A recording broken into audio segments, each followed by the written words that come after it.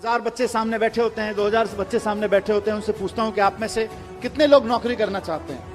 99.1%, 99.9% बच्चे तक कहते हैं साहब हम नौकरी करना चाहते हैं। मेरा सवाल हर जगह यही होता है कि अगर हमारे स्कूलों से निकलने वाले 99.9, 100% बच्चे अगर नौकरियां ढूंढते रहेंगे तो फिर नौकरियां देने वाले कहां से आएंगे? अगर हम सिर्फ अपने स्कूलों से नौकरियां ढूंढने वाले लोग पैदा करेंगे तो नौकरियां देने वाले लोग कहां से आएंगे? कोई भी प्रोडक्ट खरीदना हो लोग अमेज़न पे खरीदते हैं। हमारे यहां का लड़का उसको चलाता है, मेहनत करके उसका सॉफ्टवेयर बनाता है, हमारे आईआईटी से निकला हुआ। हमको खाली तनख्वाह हाथ में आती है देश को, देश की इकोनॉमी को, और अमेरिका को सारी दुनिया के जितने भी लोग उससे अमेज़न को यूज करके कुछ कुछ खरीद रहे हैं, उसका सारा प्रॉफिट अमेरिका में चला जाता है। फिर हम कैसे उम्मीद करें कि अमेरिका के मुकाबले हमारी देश की इकोनॉमी बढ़ेगी? देश की इकोनॉमी को जॉब सीकर्स आगे नहीं बढ़ाते हैं, देश की इकोनॉमी को जॉब प्रोवाइडर्स आगे बढ़ाते हैं। हम देशभक्ति की बात करते हैं ना, कि जब दुश्मन की सेना सामने खड़ी हो तो देश के लिए जान देना देशभक्ति है, लेकिन जब बेरोजगारों की सेना सामने खड़ी हो तो देश के लिए नौकरियां देना देशभक्ति है। अपने लड़के लड़कियों को तैयार करें देश को नौकरियां देने के लिए, क्योंकि नौकरियां नहीं रहेंगी तो जितने सुसाइड देश भर में हो जाते हैं उससे कम लोग बॉर्डर पे मारे जाते हैं। लेकिन सबसे ज्यादा खतरा देश के नौजवानों को आज बेरोजगारी से है, और बेरोजगारी का मुकाबला करने के लिए हमें देशभक्त पैदा करने पड़ेंगे।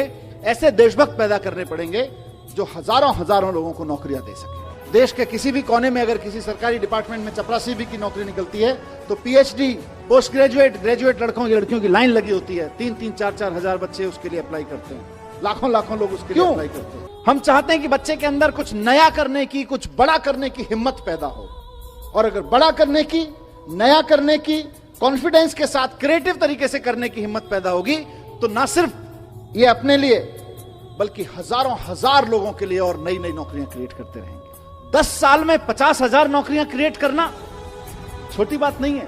देश की सारी सरकारें मिलकर 10 साल में 50,000 नौकरियां क्रिएट नहीं कर सकती हैं जितना एक लड़के ने खड़े होकर करके दिखा दिया।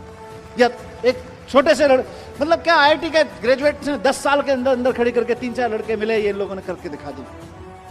सारी सरकारें मिलकर उतनी नौकरियां नहीं पैदा कर सकती। कितनी पोजीशन क्रिएट करोगे आप सरकारों में? कंपनियां, एग्जिस्टिंग कंपनियां कितनी पोजीशन क्रिएट करोगे? वहां से नहीं निकलेंगी, नया सोचने से, बड़ा सोचने वालों की निकलेंगी। और आज अनफॉर्चुनेटली जो बहुत बहुत बड़ी कंपनियां हैं, मल्टीनेशनल कंपनियां हैं, उनमें जॉब्स बढ़ने वाले नहीं है। वहां तो जॉब्स बड़े बड़े लोगों को आईआईएम से निकलने के बाद, आईआईटी से निकलने के बाद इसलिए दिए जा रहे हैं कि भाई हम आपको 5 लाख रुपए का पैकेज देंगे, आप ऐसा करो कि हमारे यहां से 5,000 लोगों की रिक्वायरमेंट कम कर दो, ऐसा काम करके दिखाओ। तो बड़ी कंपनियों में जॉब्स नहीं निकलेंगे। बहुत बड़ी बड़ी कंपनियां जो मल्टीनेशनल कंपनियां हैं उनमें ज्यादा जॉब नहीं निकलेंगे, वहां तो इसी काम के लिए है। और सबसे बड़ी चीज नया, आज की तारीख में मार्केट में जो नौकरियां हैं उनके लिए तो हमें बच्चों को तैयार करना ही करना है, लेकिन साथ साथ ऐसी नौकरियां जो आज की तारीख में एग्जिस्ट नहीं करती हैं उनके लिए भी बच्चों को तैयार करना है। और दूसरी चीज ये भी है कि सिर्फ नौकरी देना नहीं है, आप इसको देश के पॉइंट ऑफ व्यू से देखिए। आप सोच के देखिए कि किसी स्कूल में पढ़ते होंगे, वहां से निकल के उसी माइंडसेट के साथ की नौकरी करनी है, जाके अमेरिका की एक बड़ी कंपनी में नौकरी कर ली। अब नुकसान क्या होता है? नुकसान यह होता है कि हम और आप मिलके बच्चों पे मेहनत करते हैं, मेहनत करके उसे आईआईटी, आईएम भेजते हैं, उसके बाद अमेरिका की कंपनी में नौकरी करता है, क्योंकि हमारे यहां तो नौकरी देने वाले लोग हैं नहीं, नौकरियां बनाने वाले लोग हैं नहीं, नौकरियां प्रोड्यूस करने वाले लोग हैं नहीं। तो वो जाके अमेरिका की किसी कंपनी में नौकरी करता है, लेकिन अमेरिका सारा स्किल के बावजूद अमेरिका की कंपनी में नौकरी करने के बाद आप सबके, हमारे सब मेहनत के बाद जो हमको हासिल होता है वो कुल मिला के एक लड़के की तनख्वाह हासिल होती है, इससे ज्यादा कुछ नहीं हासिल होता। और वो जब दुनिया भर के प्रोडक्ट अमेरिका की एक वेबसाइट पे सेल कराता है सॉफ्टवेयर बना के, तो फायदा फिर अमेरिका को होता है। हम ये सुनिश्चित कर देंगे कि बच्चा किसी भी ग्रामर, किसी भी ह्यूमैनिटी के सब्जेक्ट के किसी भी करिकुलम में गलती नहीं करेगा।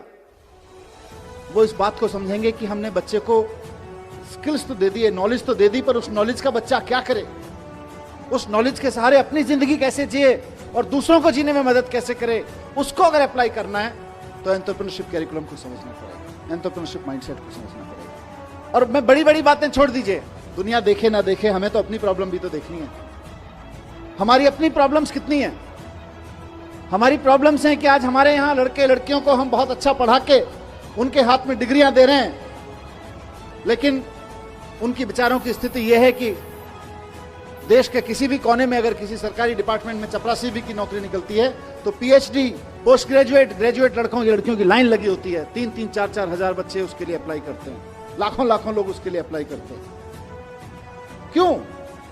क्योंकि हमने पीएचडी की डिग्री तो दे दी, नॉलेज तो दे दी, पोस्ट ग्रेजुएशन की डिग्री तो दे दी, नॉलेज तो दे दी, ग्रेजुएशन की डिग्री, नॉलेज तो दे दी, लेकिन उसका करना क्या है ये नहीं दिया।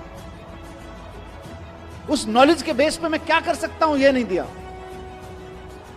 तो हमारे देश की सबसे बड़ी समस्या जो अनएम्प्लॉयमेंट है आज की तारीख में, उसका समाधान इससे निकलने वाला है कि अगर 1% बच्चे भी आगे बढ़ के एक्चुअली एंटरप्रेन्योर्स बनने की दिशा में चल पड़े तो इंडिया को सुपर पावर बनने से कोई नहीं रोक सकता है। सुपर पावर बनने से अगर हमको भारत को एक इकोनॉमिक सुपर पावर बनाना है, भारत की इकोनॉमी को लेकर हम कुछ सपना देखते हैं कि हमारा देश भी अमीर हो, तो सबसे पहले ये सुनिश्चित करना पड़ेगा कि हमारे देश का ब्रेन हमारे देश की इकोनॉमिक पावर बनाने में लगे। अभी हमारा देश का इकोनॉमिक ब्रेन अमेरिका और यूरोप के देशों को इकोनॉमिक पावर बनाने में लगा हुआ है। और मैंने कहा सिर्फ नौकरियां नहीं, सिर्फ बिजनेस नहीं, नौकरियां भी करे तो प्रोफेशनल अप्रोच के साथ करें कि हिम्मत हो तो एक तांगे वाले से दुनिया के सबसे बड़े मशहूर मसाले वाले के रूप में भी जिंदगी जी जा सकती है। तांगे वाले से जिंदगी शुरू करके सियालकोट से आके आपने भारत में एक तांगे वाले का काम शुरू किया, और तांगे वाले से लेके आज हम में से कौन नहीं जानता है इनको, इनके प्रोडक्ट कौन नहीं यूज करता है, दुनिया के किस मुल्क में इनके प्रोडक्ट यूज नहीं हो रहे हैं, कितने हजारों लाखों लोगों को इनके वजह से नौकरियां नहीं मिल रही हैं, डायरेक्ट और इनडायरेक्ट तरीके से। आप सोच के देखिए, ऑलमोस्ट कोलैप्स होने के कगार पे खड़ा हुआ एक परिवार हिम्मत से खड़ा होता है, और जब हिम्मत से खड़ा होता है तो सिर्फ बड़ा करता है, नया करता है, और ऐसा करता है कि हजारों लड़के लड़कियों को उससे नौकरियां मिलने लगती हैं। आईएएस बनो तो उसमें भी एंटरप्रेन्योरशिप माइंडसेट चाहिए, आप एजुकेशन ऑफिसर बनो तब भी एंटरप्रेन्योरशिप माइंडसेट चाहिए, आप एक स्कूल के प्रमोटर बनो, आप प्रिंसिपल बनो, आप 50 बच्चों के क्लास टीचर या सब्जेक्ट टीचर बनो, वहां भी एंटरप्रेन्योरशिप माइंडसेट चाहिए। जो शानदार काम कर रहे हैं और स्ट्रगल कर रहे हैं वो एंटरप्रेन्योरशिप माइंडसेट के साथ कर रहे हैं। अंतर सिर्फ इतना ही है, उन प्रिंसिपल्स में एंटरप्रेन्योरशिप माइंडसेट है, उन टीचर्स में एंटरप्रेन्योरशिप माइंडसेट है। बहुत बहुत बधाई देता हूं कि हमारे लाखों बच्चे नया सोचें, बड़ा सोचें, भरोसे के साथ, हिम्मत के साथ सोचें और रचनात्मक सोचें, क्रिएटिविटी के साथ सोचें।